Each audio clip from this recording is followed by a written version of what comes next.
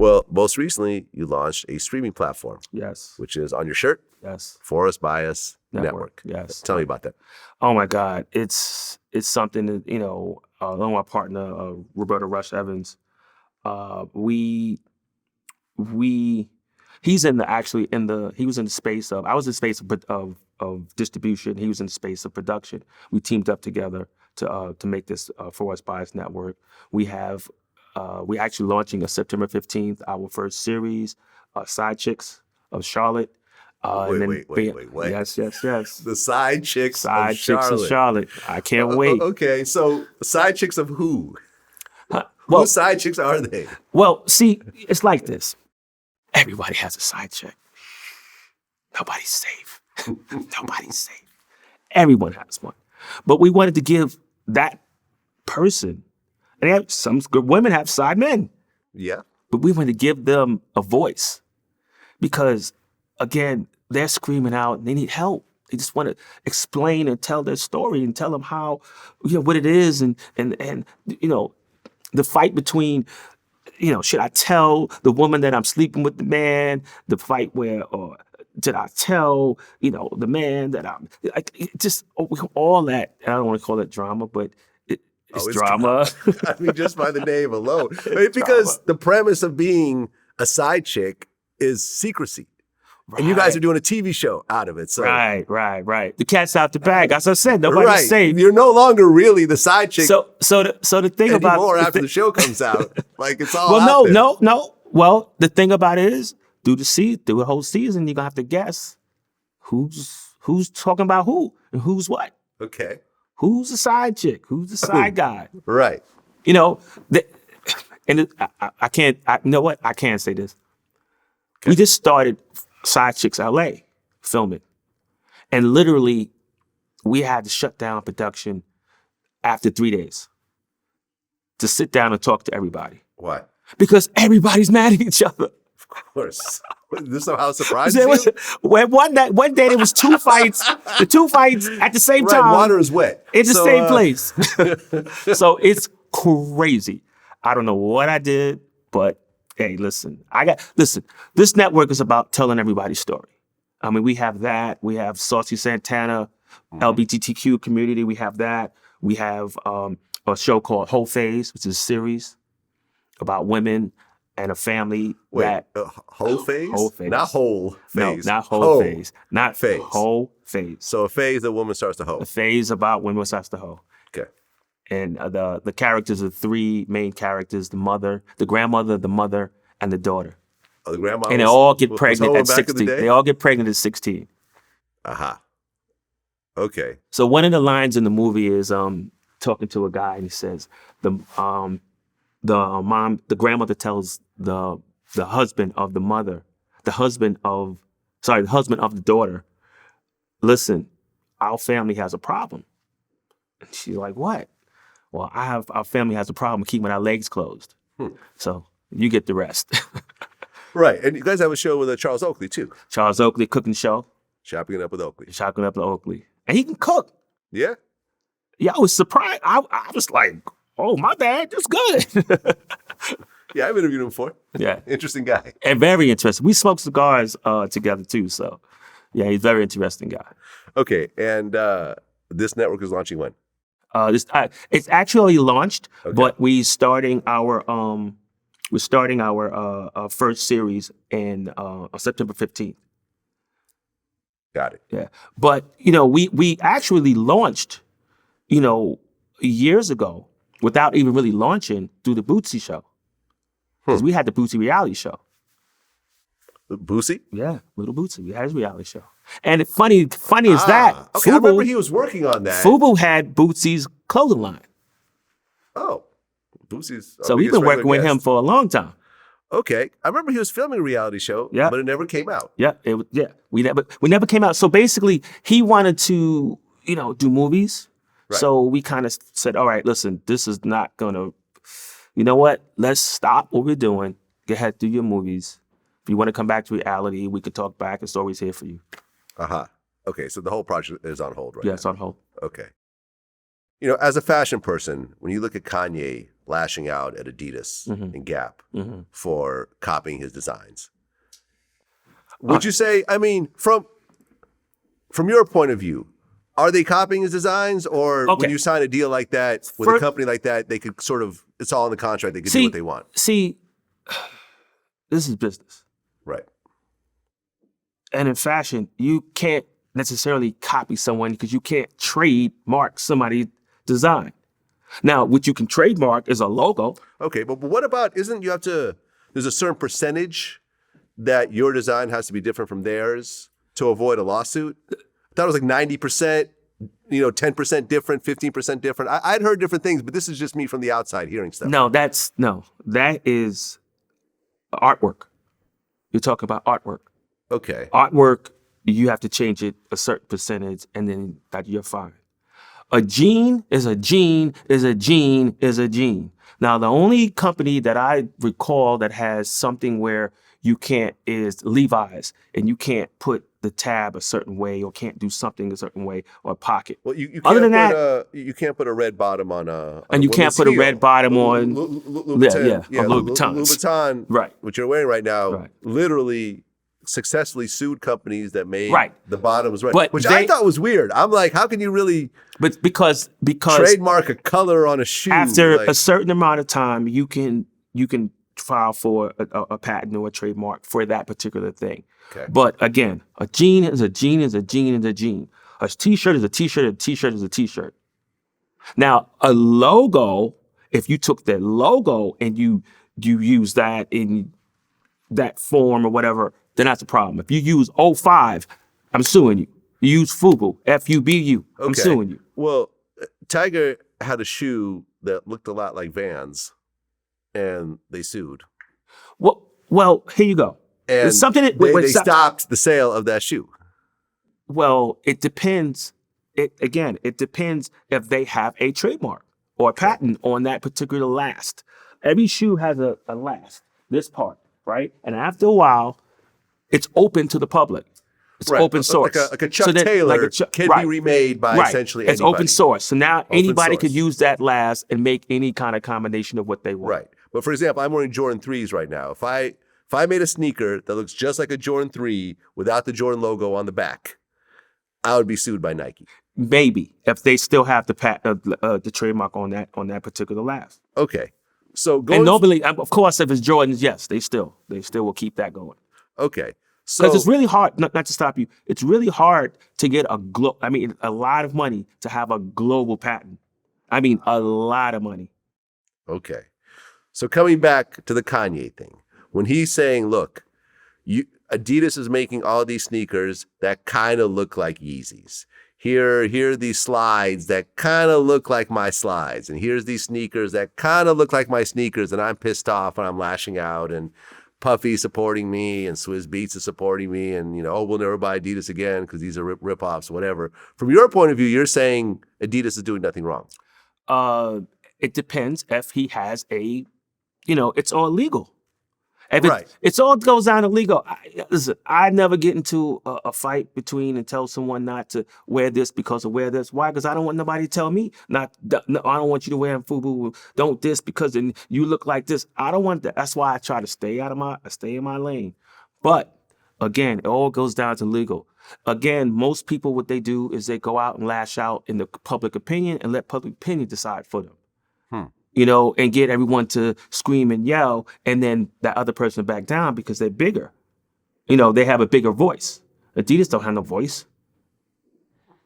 So again, it's going to be nice to see, what happens in the end. But I wish them both luck. Again, I'm in the fashion business, so I respect everybody's what they're doing. Yeah, I mean, he's doing the same thing with the Gap. He's saying that some of the Gap hoodies are similar to the Yeezy Gap hoodies and so forth. I don't know. I mean, Kanye's going to be Kanye, and he's going to but do what he does. Yeah. And again, like I said, if Kanye and I sat down and talked fashion, I would direct him in different ways that'd probably help him 100%. And I would also remind him of the business. There's business about this. It's called the fashion business, not the fashion. And a lot of people get that twisted. Yeah, and shout out to Kanye because I think what he's done fashion-wise is very impressive. And he came a long way. Yeah. You got to give him that. You got to give it to him. He came a long way. He was begging and scraping, please let me. But I would have told him, listen, stop trying to be, what's the word I'm looking for? Stop trying to be liked by them. Just do you. You have a huge following. Yeah. Huge following. To the point we have some lines about him in some of my shows, and huge following. Use that following, find out what those people want, and feed them a product. Yeah, I mean, what he's done with Yeezy sneakers at Adidas, I think is phenomenal. I have a lot of Yeezys in my collection, and I think what he's done with that by creating what I feel is almost like a new genre of sneaker in a way. Well, I think it could be bigger than Jordan. Possibly. Especially right now. Right now, everyone's still rocking Jordans from 20 years ago. Mm-hmm. No one's really rocking new Jordans. Right. No. Whereas a new Yeezy is still kind of a big deal. Right. And I mean, the fact that he pulled that off, because, there was a serious conversation, like when he was leaving Nike, when he had the Yeezys at Nike, which everyone loved. It was like, oh, is he going to be able to pull this off at Adidas? Mm-hmm. A lot of people are like, not really, because people really don't rock Adidas like they rock Nike. Right. But look what he did. Right. Clothing-wise, I don't think he's really made a foothold yet in clothing like he has with sneakers. I've tried on some of the Gap Yeezy stuff. It's not for me. But I don't know, maybe there will be a following for that type of thing. And it's funny, Adidas could make an argument and say, you're actually copying off of me. How so? In clothing, what was the collaboration with the Balenciaga? the Asian brand. There was an Asian Adidas/Adidas. I can't remember the name. I know what you're talking about. And they were, if I could use the word exotic, like they were like, wow. I forget the name. Is it Yohji Yamamoto? Yes. Yes. So if you really want to say that could be the knockoff of that. Yeah, Y3. Y3. Yeah. There we go. That was the one I was thinking about. Yeah, man. Everyone kind of borrows because from everyone it's else. interpretation. Yeah. When I go overseas, I go there, I stay there 2-3 months, I look around, I absorb it, I look on the internet, I see what people are wearing, and I interpret from what I think what's going to be hot 8 months from now. That's what I do every day. Yeah. That's my job. I have to know what's going to be hot, which is hard. Yeah. I have to know from color, concept, logos, everything from design to conception. I got to figure that out and be right every time. Mm-hmm. Or if not, I have a whole warehouse full of stuff. So I have to interpret, because you can't. How much can you? How many pockets could you put on the shirt? How many buttons? How many zippers? Like Louis Vuitton has done some ridiculous stuff when Yeah. it comes to pockets and zippers. And but- nobody. You have to understand, when you go see these fashion shows and you see this most elaborate stuff, that's just for. Yeah. Oh wow! They're wow, not wow. actually selling. Nobody's stuff in the wearing stores. that. Yeah. Nobody's wearing that. I'm sorry. Right. You're not buying. And a that's bunch of how a company bears like that hang like on your ours. shirt. Yeah. That's how a company like ours would make 350 million, because everyone would be trying to make what they see on the runway, and nobody would buy it. Mm-hmm. Because it still goes always back to the actual buyer of the store, and the buyer has to buy stuff based off a region, based off personality, psychographics, demographics. It's business. Yeah, and it seems like fashion is one of the most treacherous, most difficult businesses to really navigate in. Because I remember I interviewed the founders of Cross Colors, Mm-hmm. and they Nice guys. very nice guys, but they told me how they ultimately, went out of business was they kept basically buying more and more clothes before they sold them. At one point, You believe your own hype. yeah.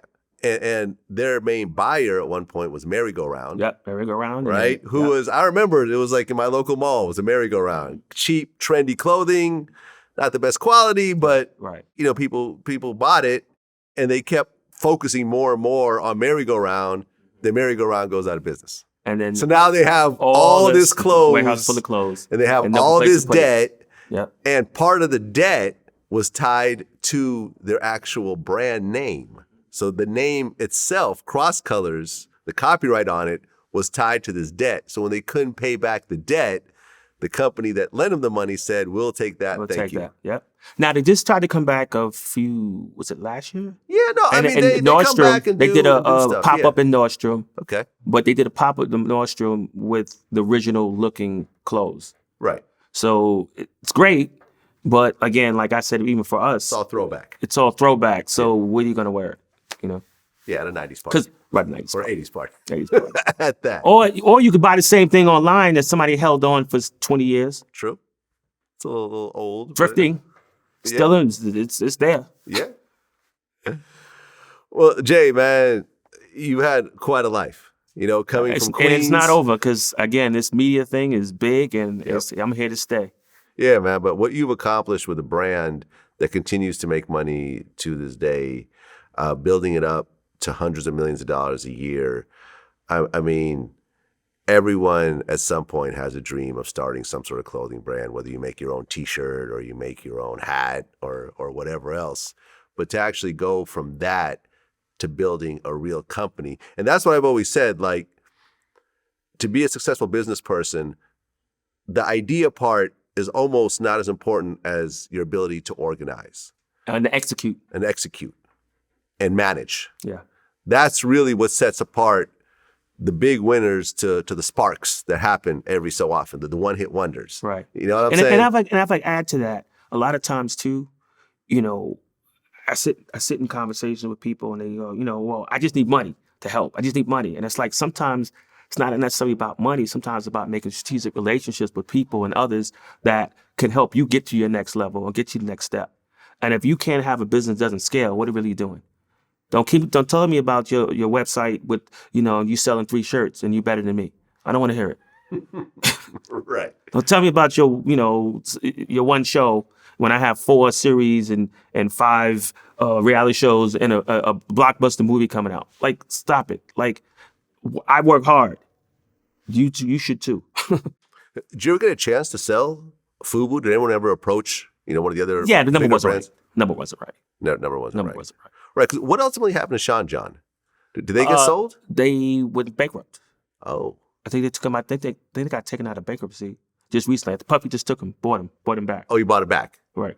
Okay. And again, don't quote me because it may not be bankruptcy. It may just be they just closed down.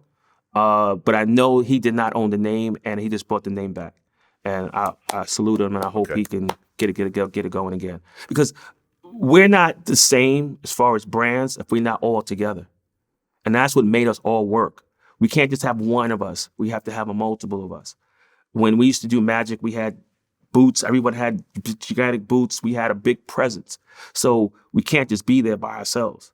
You know, we can't just be trying to dwindle. You know, we need to cross colors. We need everyone to try to figure out how to come back so we can have a big presence and take over. So then people go, you know what? I want this brand instead of wanting that brand. You know, most people are wanting to be a worker. I want more people to think like an entrepreneur, think like a boss. Yeah. You're the boss of yourself, so you are an entrepreneur. Think like that. I mean, because, you know, me and Carl and I still talk sometimes. I mean, he focuses on Japan. Yes. They he's killing it. They eat it up out there. He don't have a work a day in his life, from what I hear. Right. He just been sitting back making money, but it's just him. So we got 4 guys. They gotta split the money up. Yeah. Yeah, no, I mean, he continued to make money. From what I understand, Echo still makes money overseas. Yes. You know, people have shifted and continued their business. You know, Rockaware, unfortunately, I think went away eventually. Sean John, like you said, went bankrupt and he bought it back. We'll see whether he has the time to actually focus on that with all his other ventures. Again, I hope so. You know, you never know, but you guys definitely are a important, you know, brand in the history of fashion. And what you guys have pulled off, like I said, extremely impressive to sell hundreds of millions of dollars year after year, to go international, to really make a mark, and really being authentic to who it is that you guys are. You never really steered away and try to cheapen your brand and try to sell out and do things that everyone, you know, the people would be like, why are they doing that? And again, I had a vision day one when I went to Damon and said, hey, I can do this. And every day I kept go back and say, I think I did it. I think I did it. I think I did it. And if we ever close, it's like, I failed. And I don't want to fail. Yeah. That's how we're going to end it. J. Alexander Martin, man, appreciate you coming in. Well, thanks, man. Big fan of what you do. And no, big fan of you, man. Thank you. I heard this was going to be hard. This was easy. I've got a reputation out there. A reputation? I've got a reputation. It's not always accurate, but it is what it is. Hey, listen, again, man, you know, I appreciate you bringing me on. I'm happy for it. No Thanks. doubt. Peace. Peace.